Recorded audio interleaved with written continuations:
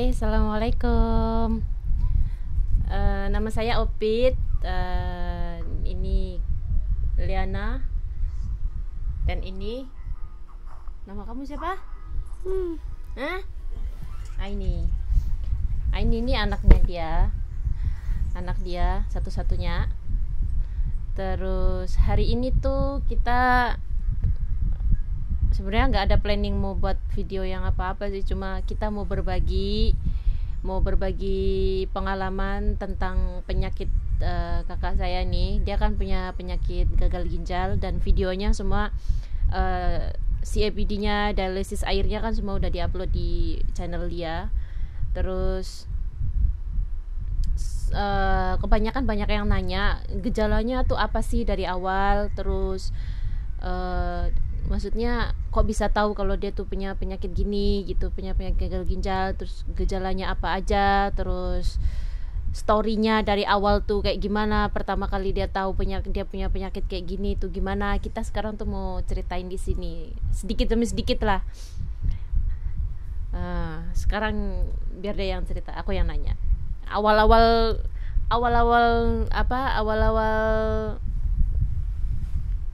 kamu tahu kalau kamu tuh punya penyakit gini tuh gimana ceritanya, gejalanya?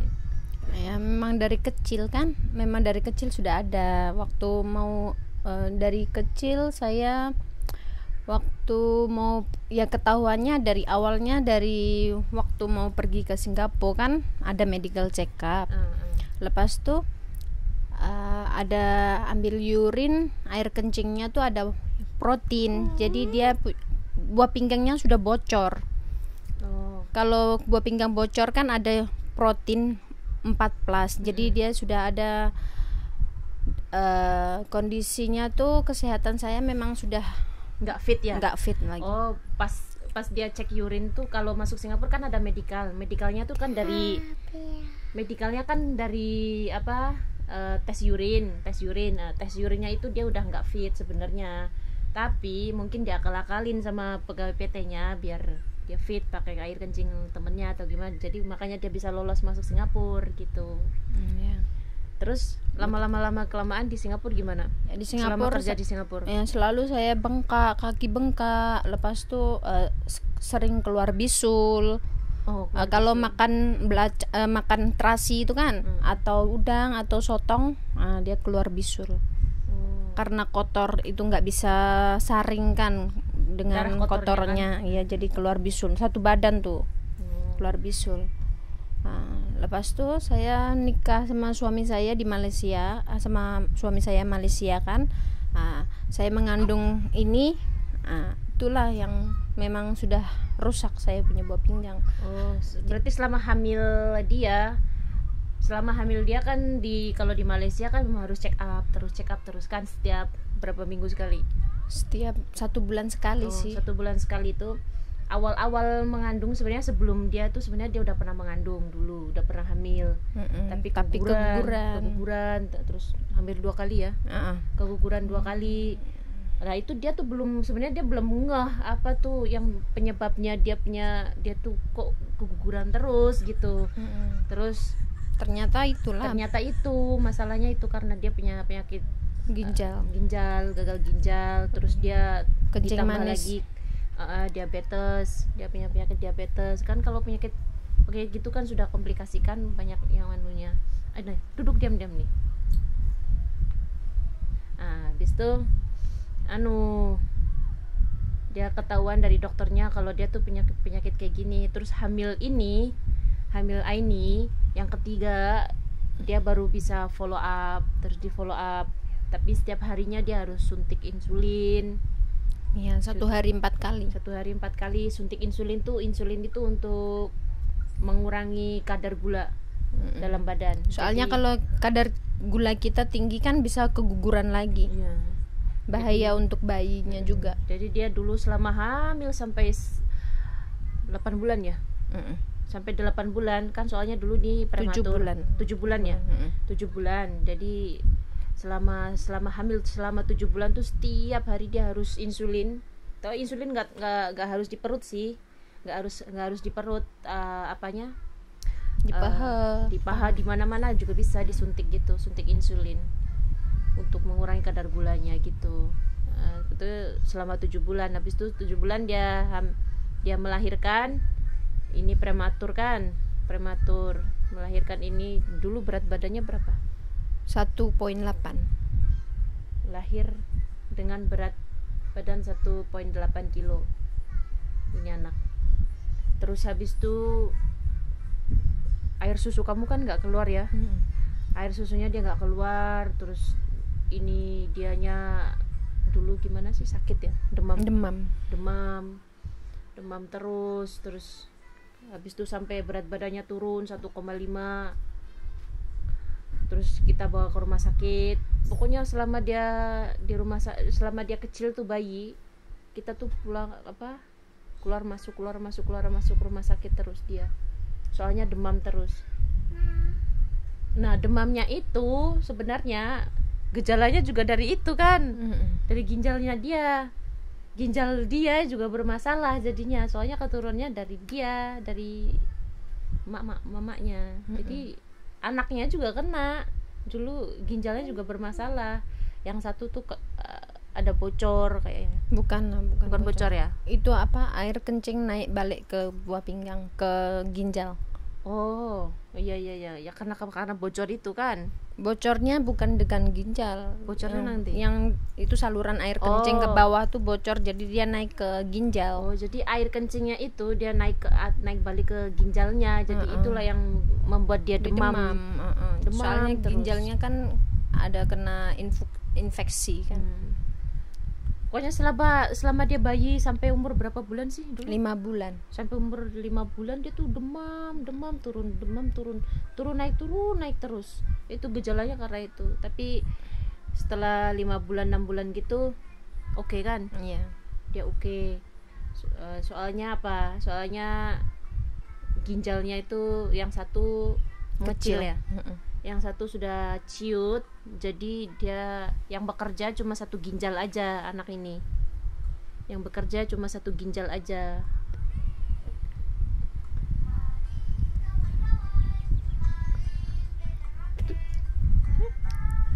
Terus sampai sekarang sih udah oke sih dia. Udah Alhamdulillah udah oke. Udah oke, aktif, pintar, cerdas. Kayak anak-anak normal biasa sih dia sebenarnya. Tapi sekarang dia tetap masih follow up terus. Dia harus follow up terus, scan gimana ginjalnya sekarang, perkembangannya gimana gitu. Yang terakhir sih katanya udah tumbuh lagi ya yang ciut. Yang udah oke. Walaupun dia kecil tapi dia masih bisa bekerja ginjalnya. Gitu. Jadi yang siapa-siapa yang punya penyakit ginjal memang resikonya ya akan menurun ke anak kita. Itulah resikonya. Terus? Dan sekarang saya buat CAPD lah. Milih CAPD lah. Soalnya kalau di sini kan cuci darah kan mahal. Kita harus sedia uang 1 bulan tuh sekitar 5.000 ringgit. 5.000. Soalnya 5.000 ringgit tuh kalau dirupiahkan ya 5 kali 3 lah berapa? 15. Soalnya kan saya bukan orang Malaysia kan, saya di sini kan belum PR lagi, belum warga negara lagi. Jadi nggak ada bantuan apapun lah dari kerajaan Malaysia. Jadi harganya tuh sangat-sangat mahal. Dulu tuh selama dia punya penyakit ini dia kan selalu follow up ke dokter. Nggak tahu lah berapa bulan sekali follow up. Terus yang dia tuh dulu tuh dia kerja di salon. Selama kerja tuh dia kayak nggak ngerasa penyakitnya tuh gimana, maksudnya kayak nggak punya penyakit orang ini gitu. Jadi dia tuh kerja terus walaupun tetap follow up, tapi ya gitu dia kayak nggak ngerasain kalau dia tuh punya penyakit, nggak ngerasa. Iya memang lah. Sampai akhirnya kalau dirasain kan sendiri kan sedih sendiri kan lagi. Kita kan memang punya gagal ginjal, tapi kalau gagal ginjal kan bukan berarti untuk gagal hidup kan. Kayak gitu. Diam dulu, jangan. Yang gagal kan ginjalnya, bukan hidupnya. Semua hidup, mati sama hidup tuh sama kan Allah, di tangan Allah semua. Ya. Terus itulah selama dia itu tuh begitu, dia kerja dan kerja terus sampai akhirnya dokternya bilang kalau apa, nerusin kerjanya terus. Nah kita memang berakhir, soalnya kerja saya ini kan berkaitan dengan chemical, itu kan bahaya untuk ginjal. Ya, obat rebonding, pem gitu kan, untuk color gitu kan, tangannya dia bersentuhan langsung sama obat-obat gitu. Jadi sama dokternya tuh sebenarnya dianjurkan untuk tidak bekerja lagi di situ. Tapi di sini kalau nggak kerja tuh gimana mau makan gitu kan kita. Ya gimana, orang di sini udah punya anak, punya kebutuhan, di sini harus gitu ya, terpaksa dia harus kerja terus sampai akhirnya dokternya bilang kalau penyakitnya itu sudah memasuki stadium terakhir 4. Nih. Stadium 5 sudah. Mana ada stadium 5 ke 4? 5 sudah terakhir. 5 itu hari. Oh yang yang check up aku yang waktu itu kan itu sudah memasuki stadium akhir lah, pokoknya udah, dia tuh benar-benar udah, dia sendiri udah nggak bisa kerja, mesti jalan aja udah nggak bisa jalan, udah lemas, badannya lemas, duduk pun nggak bisa sudah kan tuh hari. Kakinya selalu bengkaknya tuh bengkak yang bener-bener kayak kaki gajah, bener-bener bengkak besar banget, muka bengkak kayak nggak tahu kayak katun. Mukanya kepala juga, jadi mukanya ke juga dalam. Bengkak, pokoknya tangan juga bengkak, segalanya juga bengkak, seluruh badan dia. Terus dari situlah dia pelan-pelan berhenti kerja, terus dia fokus ke pengobatannya ya, karena memang dia udah nggak bisa kerja, badannya udah nggak bisa kerja lagi, udah lemes. Dia udah, sebenarnya dia pernah ikut terapi Seragem. Itu yang kita baring di tempat tidur, terus dia tuh kayak dipijet gitu, tapi itu sebenarnya tuh terapi, bukan untuk pijat, untuk terapi penyakit dalaman. Tapi pun itu nggak membantu sama sekali. Obat-obatan herbal semua sudah dicoba pun lagi semakin parah. Iya. Teh, dia pernah minum teh yang katanya tehnya itu bisa untuk menyembuhkan penyakit ginjal, tapi pun juga nggak ada efeknya sama sekali. Dan pada akhirnya juga dia harus dialisis gitu. Jadi selama itu dia kan udah, waktu itu udah terpuruknya itu dia masuk di rumah sakit. Habis itu dia selama sakit itu sih berapa bulan, pokoknya sih teruknya kok lah 2 bulan kan, 2 bulan ya. 2 bulan, November sampai Januari saya di hospital. November sampai Januari. Ya, jadi selama di rumah sakit itu dia keluar masuk rumah sakit memang, tapi harus di follow up terus. Habis itu yang terakhirnya itu dia udah nggak tahan lagi, dia udah nggak tahan lagi. Terus dia harus stay di rumah sakit. Terus ya itu di rumah sakit dia nggak makan. Siap ya. Udah kelaparan dia. Sekarang udah jam berapa sih? Jam 2 ya gitu. Selama di rumah sakit dia memang di rumah sakit waktu itu sih sampai 1 bulan yang terakhir itu yang parah-parahnya kan. 1 bulan lebih. 1 bulan dia stay di rumah sakit karena dia harus cuci darah kan di rumah sakit. Dia cuci darah, habis itu dipasang selang lah di kaki lah, dua kaki lah, terus diambil darah setiap hari. Terus habis itu proses yang belajar untuk CAPD-nya kan harus belajar dulu sampai kita pinter, sampai kita benar-benar tahu gimana kebersihannya. Pokoknya benar-benar harus tahu gitu. Di rumah sakit harus belajar dulu di rumah sakit. Jadi dia juga harus tidur di rumah sakit waktu itu. Jadi ya itulah yang bikin dia lama di rumah sakit sampai 1 bulan lebih.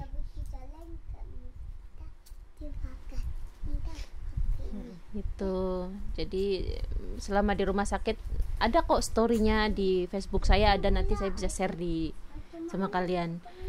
Ada storynya selama dia di rumah sakit gitu, terus foto-fotonya juga ada, videonya juga ada. Pokoknya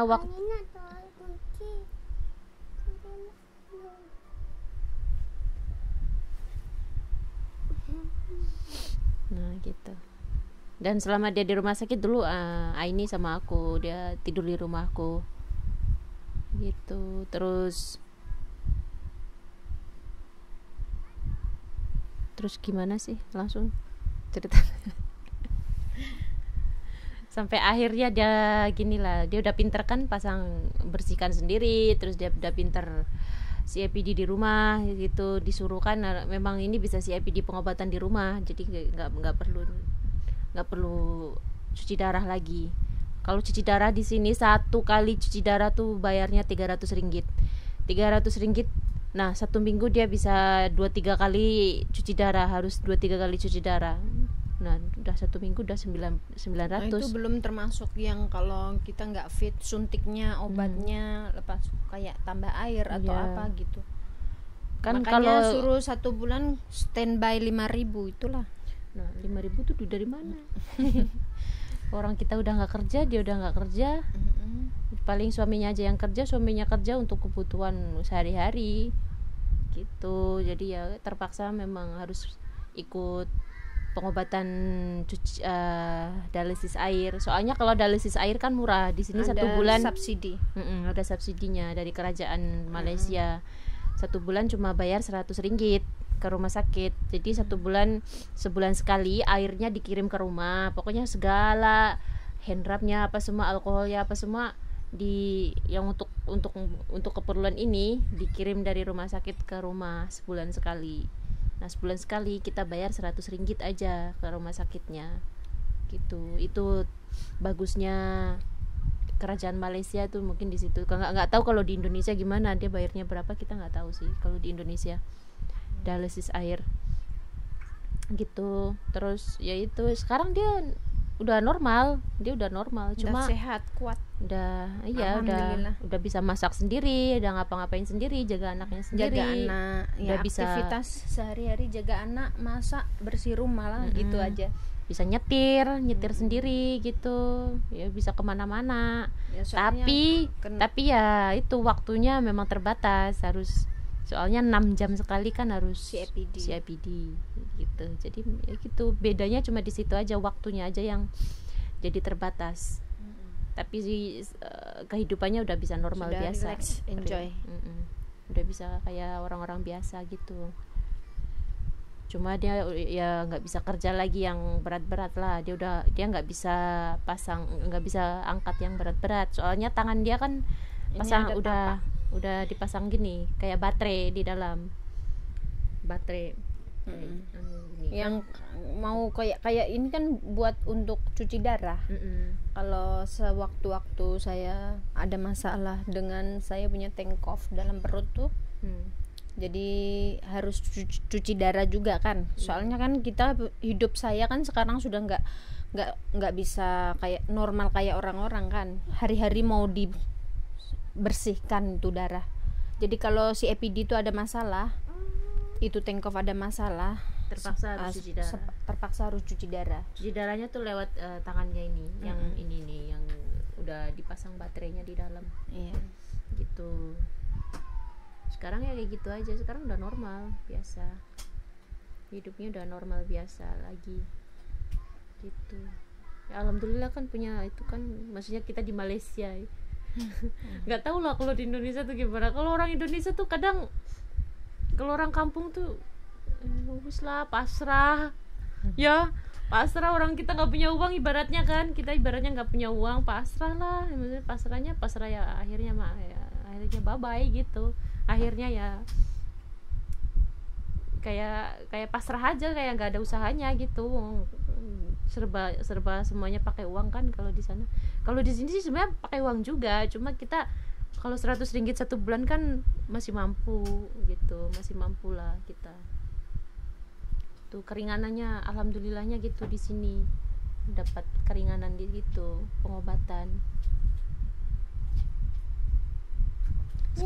Sekarang pun dia harus 1 minggu sekali kan, harus injection ya, mau suntik rekomen tuh, suntik tambah darah. Soalnya darah rekomen. Sel darah badan dia kan udah nggak bisa menghasilkan sel darah merah, jadi dia seminggu sekali harus suntik di sini, suntik tambah darah itu seminggu sekali gitu. Begitulah ceritanya dari awal gimana.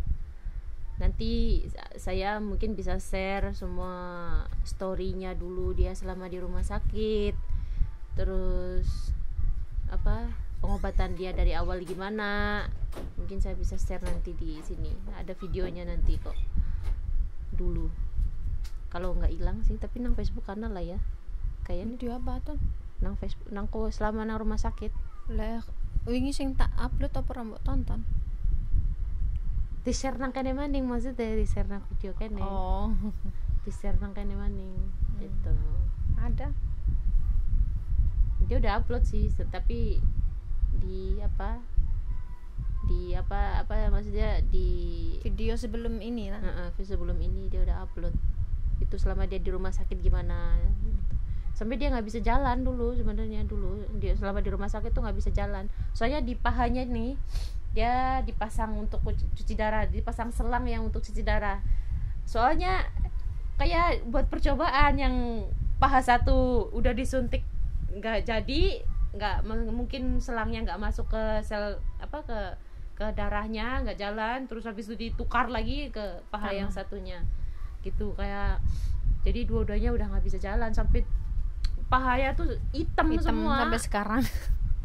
Saya kira sana masih ada bekasnya dikit lah, parah lah dulu tuh ya.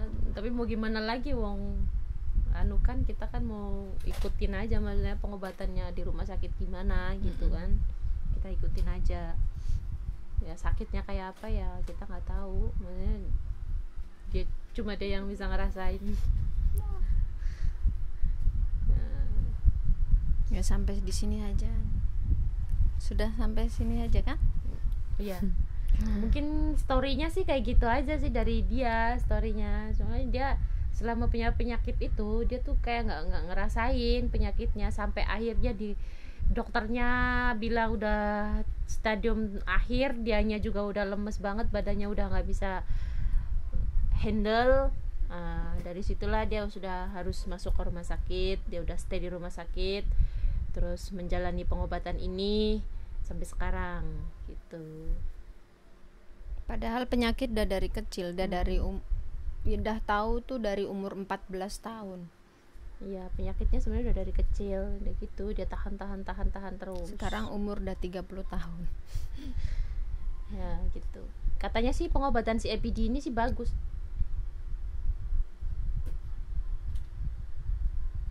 Si EPD ini sih bagus katanya, maksudnya bisa bertahan selama, ada yang bertahan selama 12 tahun, 15 tahun juga ada, tergantung nasib pemakaian kita lah, bersih apa enggak, itu harus dijaga kan, jangan sampai ada kuman di dalam gitu. Memang kebersihannya tuh harus benar-benar dijaga gitu. Udah, itu storynya dari awal gimana dia, penyakit dia dari awalnya memang kayak gitu-gitu. Terus semoga ini bisa menjawab pertanyaan kalian yang nggak tahu dia tuh storynya gimana, penyakit dari awal gitu. Sampai di sini dulu ya, mungkin lain kali kita sambung lagi videonya. Ini videonya mungkin kayak saya bisa mungkin nguploadnya dibikin 2 kali kali ya. part 1 sama part 2 lah.